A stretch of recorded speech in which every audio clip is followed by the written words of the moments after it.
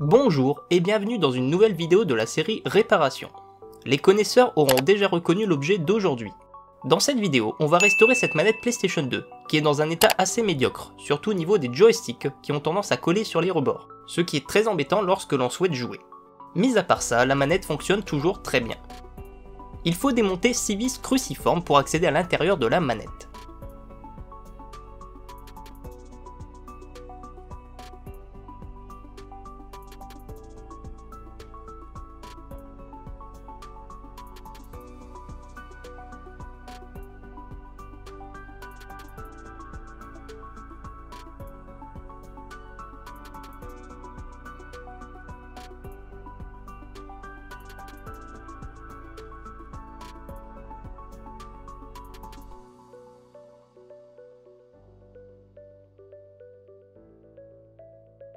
À ma grande surprise, l'intérieur est très poussiéreux.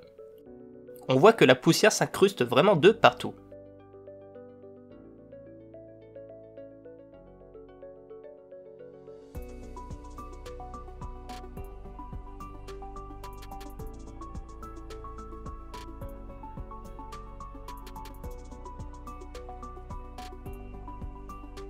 Le circuit a quelques coulures, mais rien de méchant.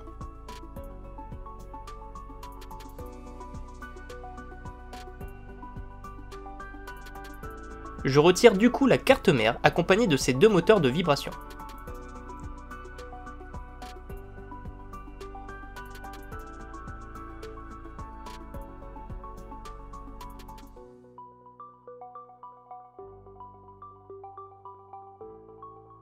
Le plastique au niveau des gâchettes m'a l'air étrange.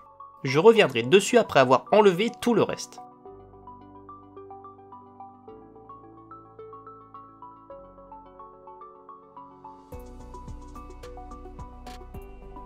Cette pièce est aussi cassée, mais a l'air de continuer à faire son travail malgré tout.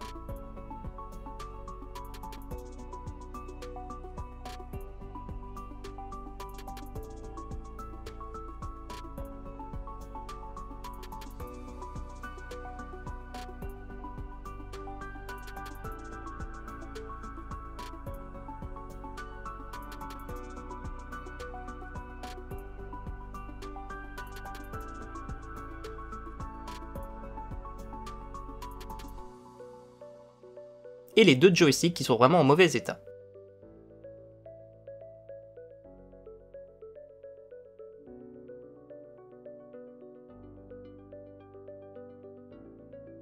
La partie la plus endommagée est bien située au niveau des gâchettes, où cette partie est visiblement cassée et prête à céder à tout moment. Heureusement que la nappe était là pour maintenir un minimum la pièce, car sinon elle aurait déjà cédé depuis longtemps. Je vais tout enlever pour réparer cette pièce.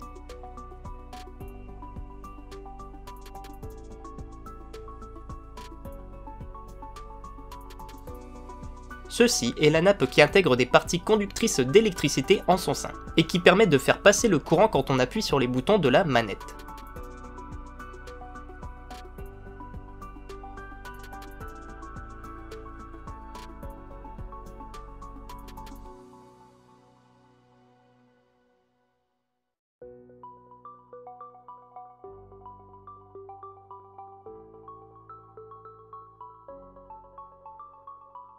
Voilà l'ensemble de tous les composants.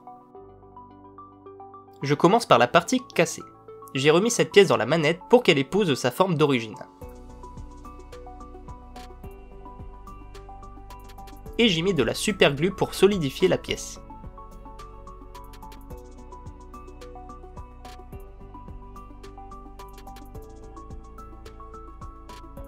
Désolé pour la qualité d'image qui est pas très nette, je dois l'avouer. Bien, il est temps de faire un bon coup de nettoyage sur toutes ces pièces. Il s'agit juste d'eau avec du produit vaisselle.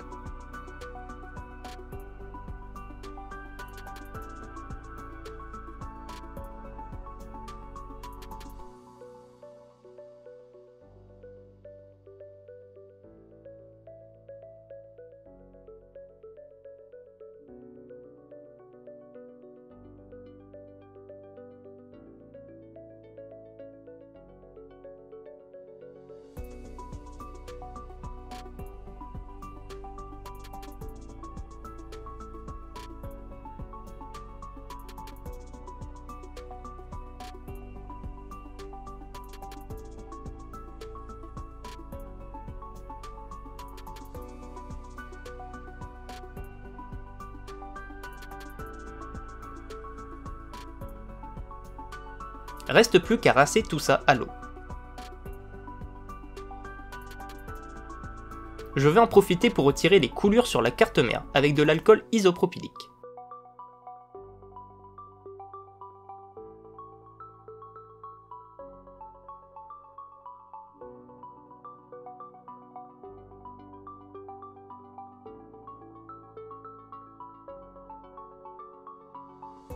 Et je passe un coup sur les joysticks.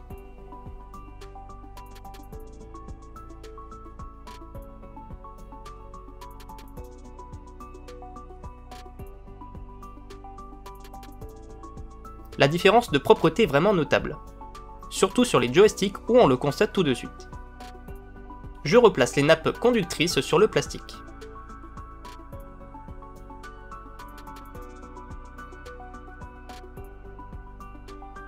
Je vous conseille vraiment d'avoir des pinces pour vous faciliter cette tâche, si vous veniez à le faire vous-même. Les caoutchoucs qui permettent la conductivité du courant quand on appuie sur les gâchettes de la manette. Il faut maintenant replacer tous les boutons.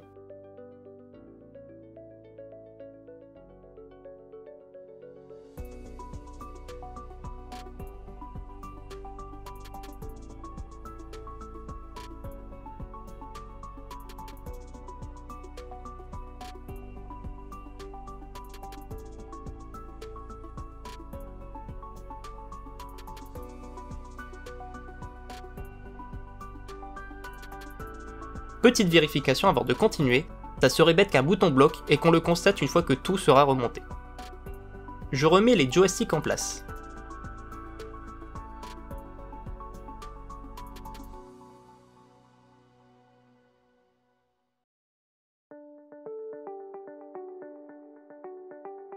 Oups, on dirait que celui de gauche bloque toujours. Comme quoi, il est toujours important de vérifier chaque détail avant de tout remonter, ça nous évite les mauvaises surprises. Du coup, je vais le nettoyer davantage à l'alcool isopropylique.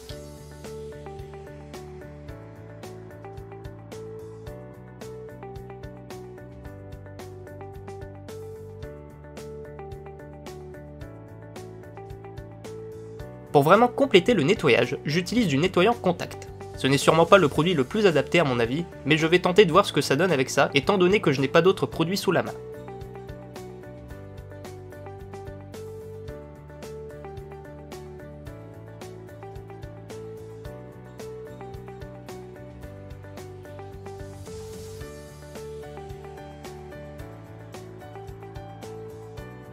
Bon bah on dirait que la manipulation l'a bien nettoyé de l'intérieur. Je peux maintenant les replacer sans problème.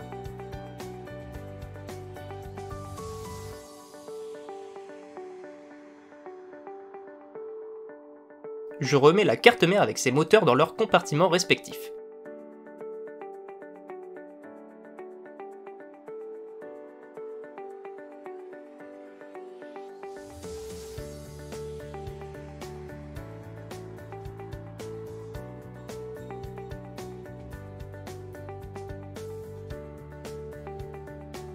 Cette pièce en mousse permet d'appuyer sur la nappe pour que le contact entre les parties conductrices se fasse.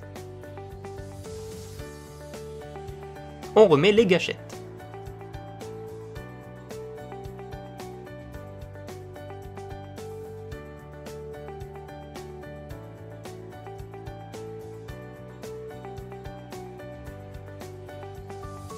Pour réassembler la manette, je vous conseille de faire tenir la partie avant sur les joysticks et de maintenir les touches R2 et L2 pendant la manipulation.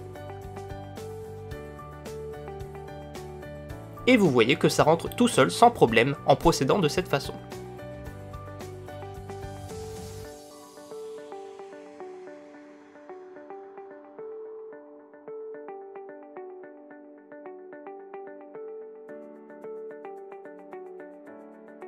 L'étape finale où je vous passe le revissage.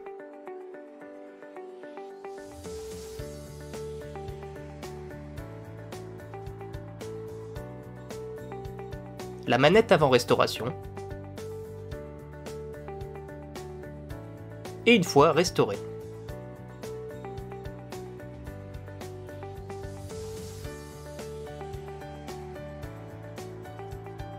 On va maintenant la tester en plein jeu.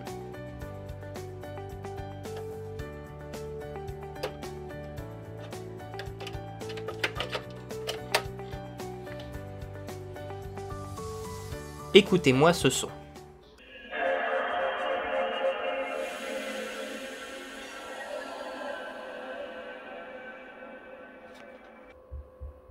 On va le tester avec ce petit jeu.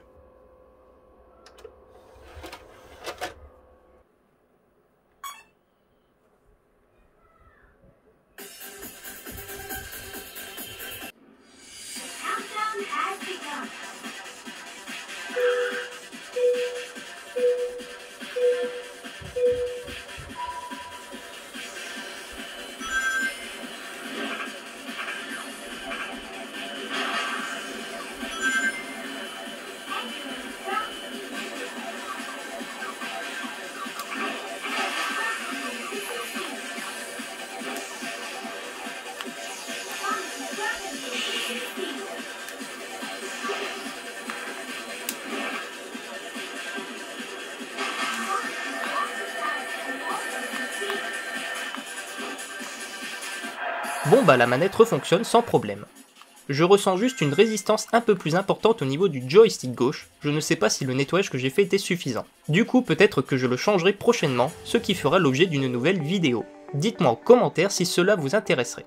Je vous donne donc rendez-vous dans une prochaine vidéo sur infiniment numérique et électronique.